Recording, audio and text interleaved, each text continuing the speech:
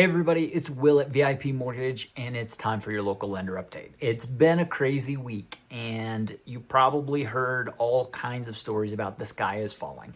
Starting with the stock market, but then the bond market following after that. And this is kind of unusual because when stocks take a big hit all at once, normally money flows from the stock market over to the bond market, which causes interest rates to improve. That didn't happen, and one of the big reasons that didn't happen is because the bond market especially hates uncertainty. And this whole tariff thing and the mixed messages, I mean, even listening to people who are all on the same side as the administration, they're all saying different things. So nobody knew what the plan was or how this tariff thing was going to play out. And that's one of the reasons things got so choppy last week. So today we're seeing a big rebound, wiping out the negative move from Friday and putting us back pretty close to where we were 3 weeks ago. And I would expect as the tariff negotiations become public, as they announce, okay, here's what the deal with Japan looks like, here's what the deal with Europe looks like, and the bond market starts to feel more comfortable, then things should normalize. And I would not be surprised if in the next 2, 3, 4 weeks, we end up right back where we were before all this nonsense.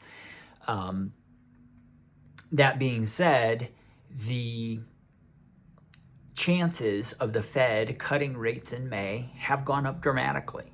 And the projection now is that the Fed is going to cut rates 3 to 4 times this year, where previous to this week, the estimate was 1 to 2.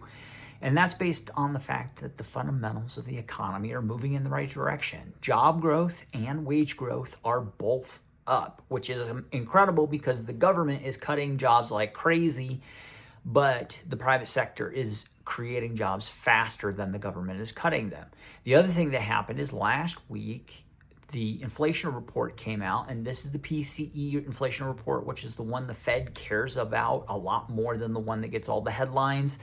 And this showed inflation going down again, which creates a downward trend. And we didn't think that was going to happen because the replacement number from last year was pretty low. We were expecting inflation to be slightly up for March, and it wasn't. It went down. So the fundamentals of the economy are actually pretty good. The New York Fed member announced over the weekend that they think GDP is going to slow to less than 1% for the first quarter, which we've been all over the place on GDP. But when you look at the fundamentals under the market, everything looks pretty strong. To be quite frank, it was emotion and people being scared that made everything go haywire. And as things become more stable, things will probably recover. I'm not saying the stock market's going to get all the way back to where it was because I thought the stock market was overvalued already. But bonds, much more stable, should return fairly close because the economy itself hasn't changed.